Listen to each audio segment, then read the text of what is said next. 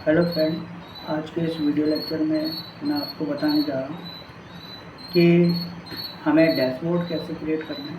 तो dashboard create करने के लिए मैंने कुछ स्टूडेंट्स के नाम लिखे हैं, विलेज, उनके कोर्सेज, उनका एडमिशन और उनकी फ़ी स्ट्रक्चर यहाँ पे तैयार किया है। जैसे जनवरी, फरवरी, मार्च, अप्रैल, मई में उनकी जो फीस आई है और उनका टोटल मैंने यहाँ पे सम किया है। और सम करने के बाद मैं इनका एक डैशबोर्ड बनाऊंगा। तो डैशबोर्ड बनाने के लिए सबसे पहले मुझे एक पिवट टेबल को क्रिएट करना होगा। तो मैं यहाँ पे एक पिवट टेबल को क्रिएट कर रहा हूँ। और पिवट टेबल को क्रिएट करने के लिए मैं सबसे पहले इंसर्ट में जाऊँगा और इंसर्ट में जाने के बाद मैं पिवट टेबल पे जाता हूँ और यहाँ पर एक न्यू शीट लेता हूँ जिसमें कि हमारी एक पिवट टेबल क्रिएट हो चुकी है। अब मुझे पिवट टेबल में सबसे पहले मुझे यहाँ पर स्टूडेंट का नाम चाहिए। तो स्टूडेंट का नाम यहाँ पर आ जाएगा। इसके अलावा उनके कोर्सेज मैं यहाँ पर ले लेता हूँ, एडमिशन ले लेता हूँ। तो उनका एडमिशन आ जाएगा। उसके बाद मैं इनका टोटल मंथ ले लेता हूँ। तो यहाँ पर मुझे 3 स्लाइस का यूज़ करना होगा एक डैशबोर्ड बनाने के लिए।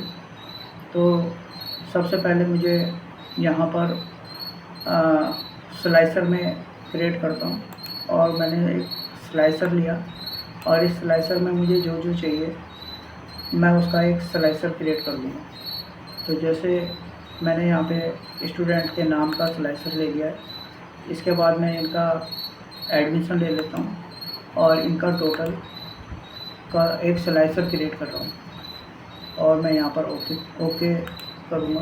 तो मेरे पास 3 स्लाइसर अवेलेबल हैं, एक टोटल का, एक एडमिशन का और एक स्टूडेंट का नाम।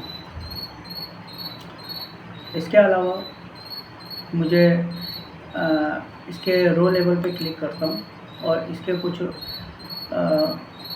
ग्राफ्स तैयार करने होंगे।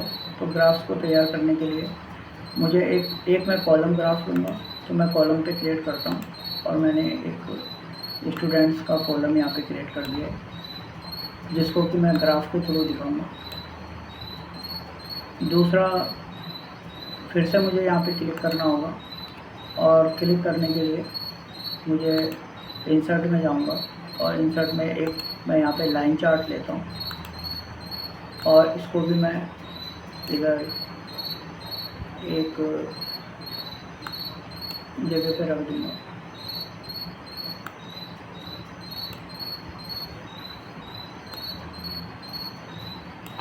मैं इसको फ्रेंड थोड़ा सा छोटा करके लिखता हूँ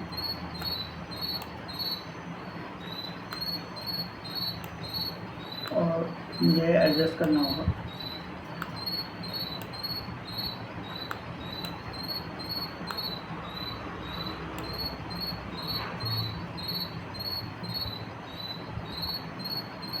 इसे मैं क्लोज कर देता हूँ। क्लोज करने के बाद एक स्लाइसर में हमने इनके पाई ग्राफ ले लेता हूँ और इसको भी मैं एडजस्ट कर देता हूँ यहाँ पे।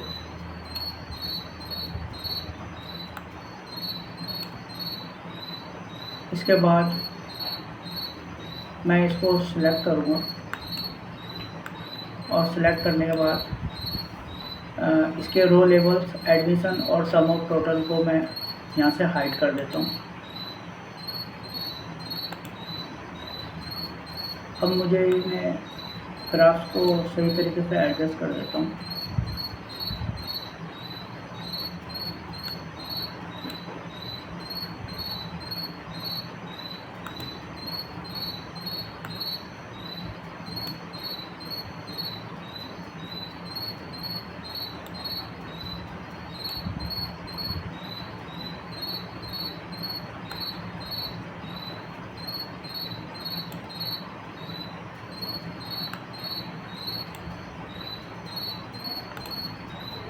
अब मैं चेक करूँगा।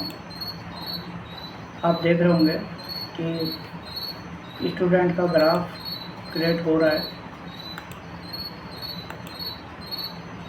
2025 में जिन बच्चों ने एडमिशन लिया है उनका नाम आ रहा है। 2020 में जिन बच्चों ने एडमिशन लिया है उनका भी ग्राफ के थ्रू दिखाया जा रहा है, और 24 में जिन बच्चों ने एडमिशन लिया है उनका भी ग्राफ के थ्रू दिखाया जा रहा है। अगर मैं यहाँ पे क्लिक करता हूँ तो इनका ग्रैंड टोटल यहाँ पे नज़र आ रहा होगा। अगर मैं यहाँ पर फ़िल्टर को क्लियर करता हूँ तो यहाँ पर फ़िल्टर को जैसे मैं क्लियर करूँगा, क्लियर करने के बाद सारे बच्चों का ग्राफ यहाँ पर दिखाई देगा। इसके बाद मुझे व्यू में जाऊँगा।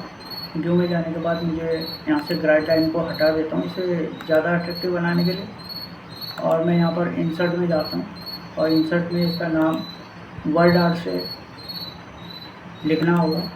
तो मैं यहाँ पे वर्ड आर्ट से इसका नाम दे देता हूँ डैशबोर्ड।